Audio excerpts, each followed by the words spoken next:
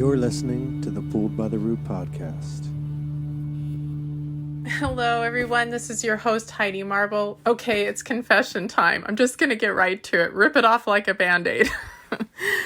I might have, during COVID, watched Long Lost Family over and over and over again while I ate Haagen-Dazs bars. Yes, that happened. And that is when I became familiar with Jennifer Utley, who is the director of research at Ancestry. This show meant so much to me personally, just being able to see myself and some of my experiences and the adoptees that had been reunited. Jen has been so generous with her time. We've been able to talk a few times. So enjoy this time with Jen. It's really wonderful to hear her perspectives on DNA and how that has shifted so much for adoptees and people trying to find out who they are and what it means to find your roots. Enjoy this episode. Welcome, everyone, to the Pulled by the Root podcast. We are so honored today to have the Director of Research of Ancestry with us, Jen Utley. So I'm going to read Jen's bio. Jen's journey at Ancestry began more than 20 years ago with a love of editing, writing, and publishing, and a strong desire to remain close to her Utah roots. Today, her passion for storytelling remains at an all-time high, thanks in part to the technological innovation she's witnessed throughout her career. Stories that once took days to research now unfold in minutes. It's Jennifer's job to surface the power of Ancestry for television programming, public relations, campaigns, and media outlets. On a personal note, Jennifer has had the pleasure of tracing her interests in publishing, reading, and music to not so distant relatives. And by learning more about the diversity of some of her ancestors, Jennifer is able to draw strength and resolve to achieve her own goals. From battle-worn grandfathers to early colonial patriots, Jennifer's family history embodies a bold sense of pride in forging ahead where others might give pause. This makes her the perfect choice to curate and distribute the most compelling ancestry narratives, to empower personal discoveries and enrich lives.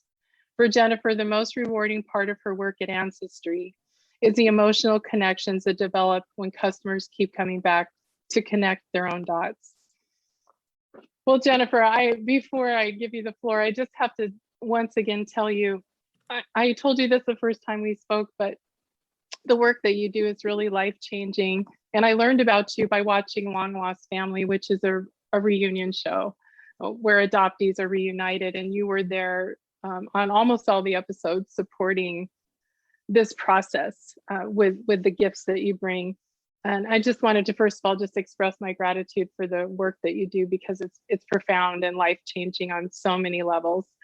And I would just love for you to tell us maybe a little bit more about your work, and then I'd just like to dive in with a few more questions. Okay, that sounds great. Thank you for all those things. It's, you wake up every morning and you hope you're doing some good in the world, and it's nice to hear that it's resonating with people and that people are finding what you're doing and that it makes a difference. Not everyone gets to wake up in the morning and do stuff like this. So I feel pretty grateful to be here. So thanks for tuning in and for caring. Yeah, I've been with Ancestry for 24 years. I just had a work anniversary this last month. And I've had to reinvent myself a few times. I started in publishing. So we were always telling stories about how to do family history. We were educating people on how to do it. And then we're also trying to inspire them to do more of it, right? Because the more people out there doing family history, the better it is for all of us. So a couple of pivots, but I somehow ended up on the PR team and with research.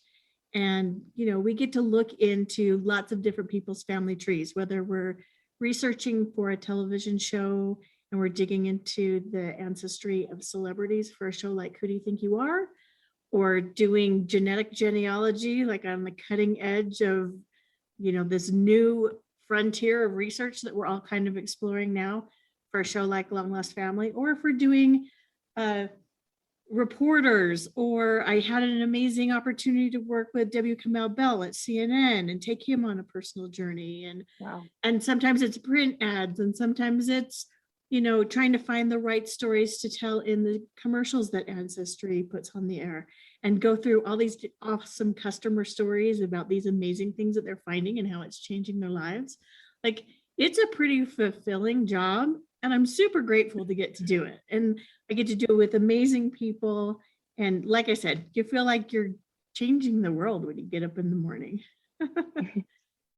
Yeah, you definitely are. I think, I shared with you in our first conversation, Jen, that my reunion didn't look anything like Long Lost Family. I didn't have Chris, I didn't have Lisa, I didn't have you. I didn't have the support, and I went into it not prepared. And I think that created a lot more pain than necessary. And I think what impressed me so much when I talked to you is the care that was taken around these stories and the respect that's given to all parties. And I just wonder if we can start there with, your experiences of actually seeing that and knowing that adoptees, when we're looking, a lot more is at stake. People are discovering things for the very first time that are really, really life-changing. For sure. Adoptees, they've been looking for a long time. Who knew that DNA was going to come along and completely change the game, right? Like when this was first presented to us, when I first heard about Long Lost Family, I actually called up the chief marketing officer, and I said, we volunteer. Like, we don't know exactly what this is going to take, but we volunteer. And what that meant is we had to look at what the DNA results were bringing back to us. And we had to create our own way of doing it. Like, there was no one to tell us, do this step and then this step and this step. So we had some ideas and we tried it out on each other, and we figured out how to do these things. But along the way, I mean, if you think about the DNA, it feels very scientific and very cold and stale. But when you're thinking about it, the people behind it, they're carrying baggage with them, and they've been looking for a long time. And there's a lot emotionally that is at stake. And they've been looking for years and years and years, right? So it's been really interesting because we really wanted to appreciate the fact that there was a lot of emotion behind this, and treat all these people knowing that not everybody's in the same place, and give people the opportunity to kind of ease into it. And how lucky were we to have people like Chris Jacobs and Lisa Joyner, who had been there and who had done it and who understood how people felt. So really empathetic when they're talking to people and leading them along on the journey.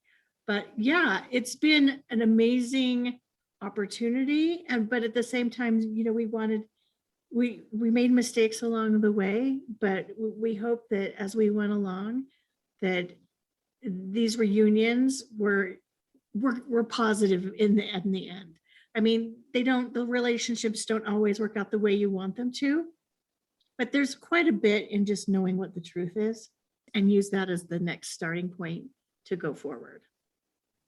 Yeah, the truth is huge. And it can be difficult because a lot of stories with adoption, mothers don't just give up their babies. There's usually a difficult story there. And I think as an adoptee, when I was little, I'm like, I'm sure my mom's a queen and all these things that you tell yourself. But the reality is you're probably going to find something difficult, and that you need to have the proper stance to enter into that truth and to be able to work through it. And I think that's why the show is so validating as well, because it just shows, what it really looks like. You guys do a beautiful job of rounding it out and giving the experience, the respect that it deserves. And I wonder, Jen, what's that been like for you? Do you have some highlight moments when there have been some reunions that really hit you? Oh, for sure. There are a few where the very first time I was on set, I got to watch the first one. We were in Idaho. Her name was Heidi. We go to the set and they asked me, they're like, we need you to not talk to Heidi, because at this point, Heidi doesn't know we have found someone.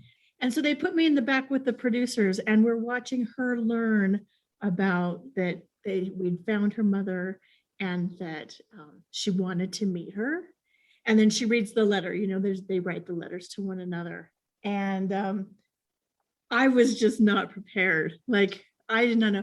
And I sat in the back, and I would have felt really embarrassed that I was back there just sobbing. But all the producers in the back were sobbing with me.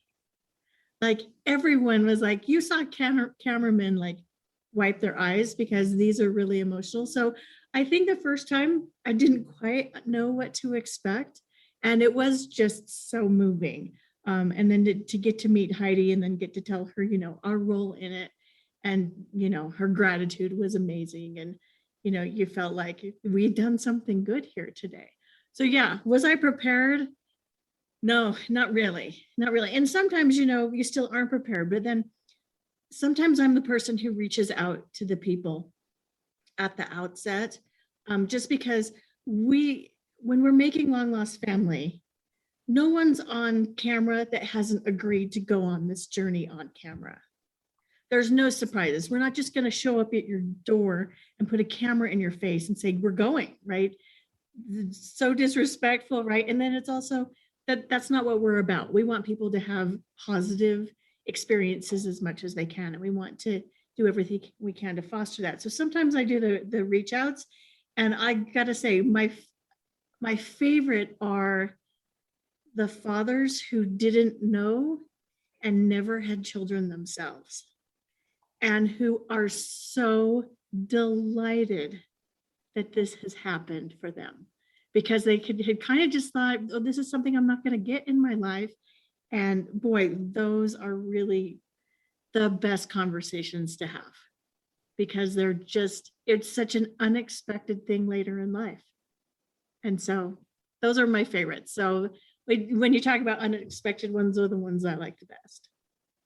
I can see why I can't imagine the nerves right before you call someone, because you don't know. Well, Jen, there are a lot of people that are going to be listening to us, from adoptees to birth families to adoptive parents and helping professionals. What advice can you give, maybe to that group? And I know that's a large group, about the search process, and how do you anchor yourself and prepare yourself for something like this? Because you've had the privilege of being able to really have these first points of contact, and you have a really interesting perspective doing this so many times. Right.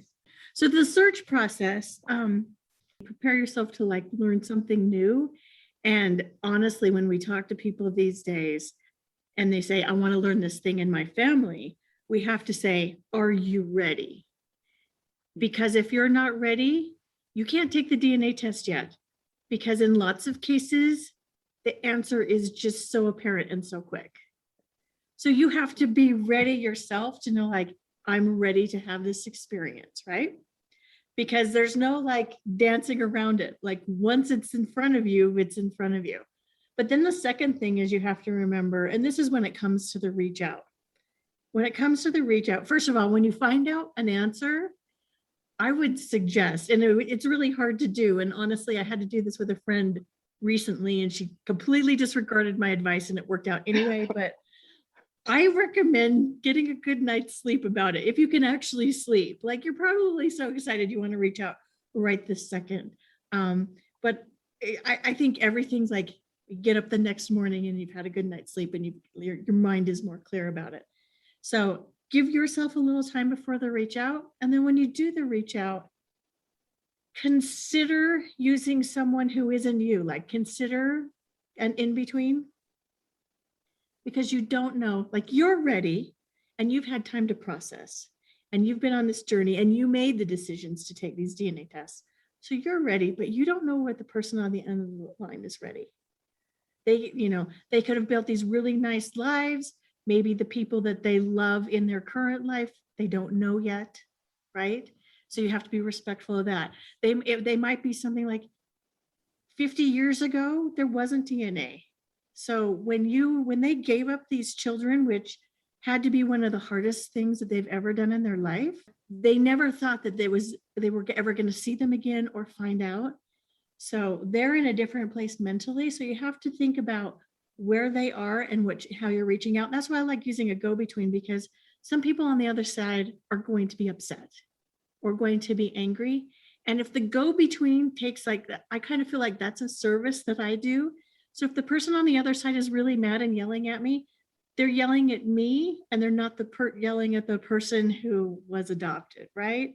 I can kind of take that initial shock because the initial shock is shock. I had my own personal experience. And when my new first cousin reached out to me, it was emotional and it was a physical response. Like, I didn't know who she was. I was shocked. I didn't know. It was my first time. It was really early on in DNA. And so I needed time, and I was just the first cousin. So I think because I went through that, I'm really appreciative of the people you're reaching out to. Could be in a very different place. But if you are the person reaching out, I like the idea of taking it slow and then trying to either mirror their emotion or react appropriately to it, right? Like, you don't want to mirror it if they're getting upset, but if like they are excited, be excited with them, right? If they're pleased, go there with them. If they're having a negative reaction, find the human place in you to treat people with like kindness and thoughtfulness. And even though you could be super disappointed with their initial reaction, time does such amazing things. Like the first time it might be shock, but give them a good night's sleep. Even if they tell you, I never want to talk to you again, they could change their mind. I read the book Inheritance by Dani Shapiro last year, and she talked about her experience. And when she reached out to her birth father, he's like, I don't want anything to do with you. Within 6 months, he changed his mind. So like, give it time, give them a time to get to the same place mentally that you are, and give them another chance. And maybe not bring up politics in the first week. Well, we live in people have got a lot of opinions these days. Oh, yeah. So let's not let those types of things prevent us from having these reunions, right? Yeah, absolutely. I think that is such solid advice. And I wish so desperately I would have had this advice during my reunion. I think that's why these conversations are so important, because you are like, your emotions are running high and you have these expectations. And I think what you're saying is just kind of just sit back and don't expect a lot, just see what happens and take it slow and be careful and mindful, because it can be very disruptive. So and you have to open up your mind that the narrative you've created in your mind might not be right. You might have this idea that, oh, she gave me up because she was 15 years old and blah, blah. She might not have been 15 years old. You might have this idea that she held you, right? And she got the chance to do that. Maybe she never got the chance. Maybe that's a really sad thing for her. Like, you've got a narrative, but the narrative will probably change. So you have to think about letting that narrative shift as you get to know the new person.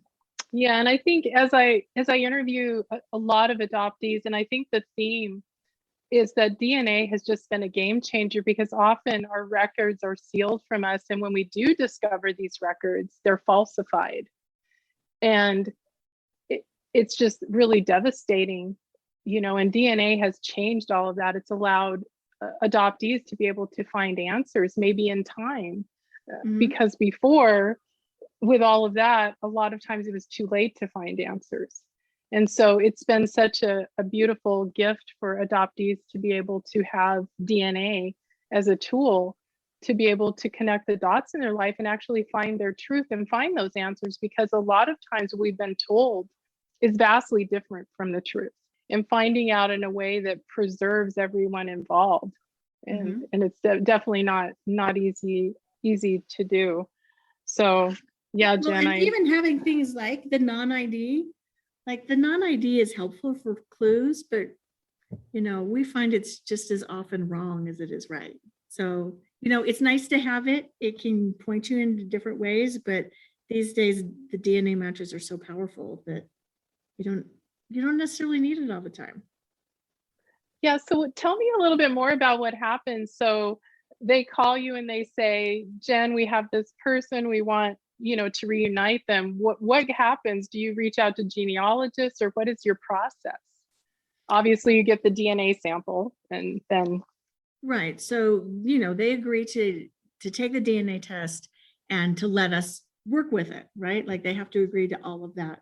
And so when we get it back, then we collect what non-ID we do have, You got to give it a good read. So you remember you're looking for clues, and genealogy is all about time and place.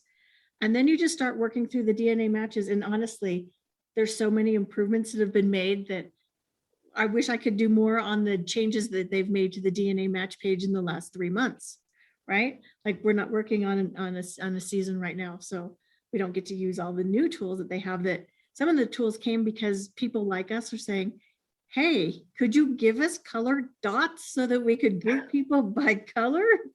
And I mean, people think that that seems so crazy, but it's so useful because the first thing you do is you put people in the groups that they belong to. And then as you find each group, you find out who are the common ancestors for this group. And then how do they fit on the family tree in this group until you can use the math to place your person in the right place in the tree. And then hopefully you get to a point where you're like, maybe you've got 4 sets, if you're lucky, of 4 sets of great grandparents, and you just trace those names until you can find the right people. Because, before 1960, to have a baby, it required a man and a woman to be in the same place 9 months before the birth happened, right? So you have to put those 2 people in the same location so you can figure out who those birth parents are. Yeah, it must just be really exciting to do this work and then find the answers. I think that would be a huge reward. And the title of this whole entire project is Pulled by the Root. And I think for me, finding the roots is so important. And how do you describe that, like in your own life and watching people? How important do you think it is for people to really stand on the shoulders of their history? What do you see changing in people as they unveil like all these stories and continue to go deeper and deeper and deeper?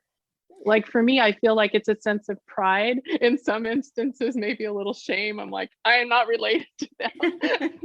Oh, at the same time, you have to appreciate that your ancestors lived at a different time with like different problems that they're trying to solve in order to like take care of their family and keep them sheltered and fed and safe and all those things. So, sometimes they made decisions that aren't good, but it's always good to understand, try to learn the context to figure out why they made those decisions. But I think people get a lot, even if it's just family history, I see that people get a lot from understanding who they are and where they came from, right? So there's an identity there, and there's also something about carrying on a spirit of something. There's that study that was done by Emory University where they looked at teenagers and they asked them a handful of 20 questions. And if the teenagers knew the answers to those 20 questions that were about their family history before they were born. So it has to be about stories before that they didn't see firsthand. If they knew the answers to those, they were more resilient in their lives today, because they'd look at the ancestors and say, wow, they went through hard times and they had to make it through those hard times or I would not be here today. Therefore, I can stand up and make it through hard times as well. And so I think it's a really interesting thing. The questions are things like, who's the relative that you look most like, or how did your grandparents meet? So things that you wouldn't know unless the family had been telling you these stories. So that. So I think that even just learning your family history is great, but adoptees, if you think about it, there's an emotional component that's a little different, and having an answer. One of the things they talk about, having a hole that they need to fill, or they use some other flowery language that describes this missing piece of them, right? So there's this emotional thing, but there's also this mental thing, like what are they going through because they think someone decided they didn't want them, right? And so there's a mental price that you pay, and there's probably a spiritual price that people pay. And then there's also the physical, like you need to understand your health history and like why you have funny looking feet, or like some traits that you share, and this belonging. When my cousin, when we were just getting to know each other, after a day or two, she changed her profile picture on Ancestry because it was very generic before. She changed her picture and she put her own picture on there. And when I saw her picture, I responded to her and I said, I'm looking at your photo and you have my mother's eyes. my mother has lovely ice blue, distinctive eyes. I wish I had them. And she responded because she was very emotional about it. And she's like, I've never had anybody's anything before. And now I feel like I fit with a family. And honestly, one time she came to visit us because she lives in a state away, but she came to visit and she was at my mother's and I came a little later and she opened the door. And when she opened the door at my mother's house and I'm like, you look more like my mother than I do. There was this little tinge of, like, you look more like my mom than I do. But like, it was so very clear that she belonged with our family, right?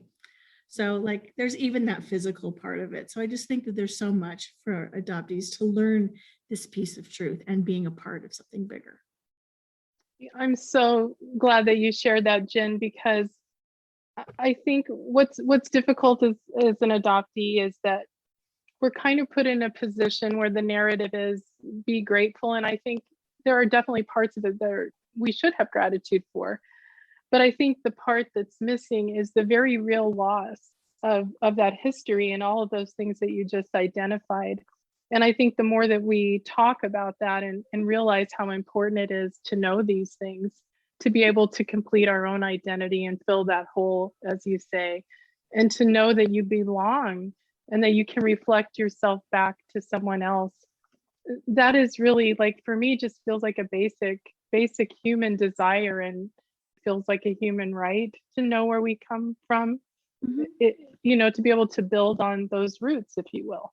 And so I just think the work that you do, and thank you for sharing that personal story, and I wonder as well, when I read your bio, you were talking about not so distant relatives, like having some of the same skills as you. Would you like to talk about that for a second? Oh, I didn't know you were musical.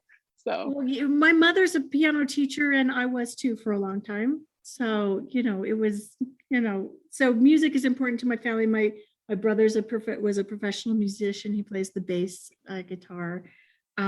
My grandmother played the organ.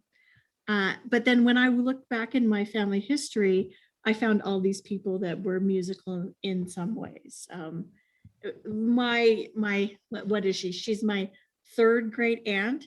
She was the first soprano to sing the soprano part in the first production of Messiah west of the Mississippi. So that's pretty interesting to find someone that's musical. And then I found her father. He was in a choir. When he died, they called him the father of the choir, and they talked about him passing and how he was like this leader of the choir, like the silent, voice. Well, his silent leadership, like a presence in the choir, which is super nice. So to find those musical things was pretty fun. And then I was in the publishing industry, and on another side of the family, I learned that a grandfather that I didn't know about, he wrote for a local magazine. And no one ever told me that story. I had to find that by doing my family history research. So it's really fun when you can find traits that you have back in your ancestors. And it's interesting. We all tend to maybe over exaggerate where you get your traits from, but I don't know. It's just a connection that you have when you're looking back and you see, oh, these are the people that made the decisions and who lived the lives and who have the skills and talents that led to what I am today. Well, and I think it's so honoring to them too, to continue to speak their name and hopefully carry on their gifts. Oh, for sure.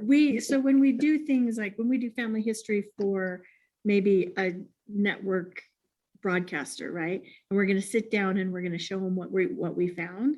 We have them answer a few questions before so we understand what their motivation is. And that's something that's good for anyone who's doing this, is what am I trying to learn? And that could be different from an adoptee than it is for someone who's been gifted with a family tree that goes back for generations and generations. But what is that motivation? But you go and you look in the records, and when you start looking in it, we've got an idea of what we think the person's motivation is, but then we sit down with them and it can be this very small, insignificant detail that will make someone burst into tears. It's they see the connections there, and that's what our brains do. They make connections, and to make connections to these people who came before you, yeah, it's powerful. We can never predict when it's going to happen, but that's why it's not just about filling out names on a pedigree chart, like here's the names of the dates.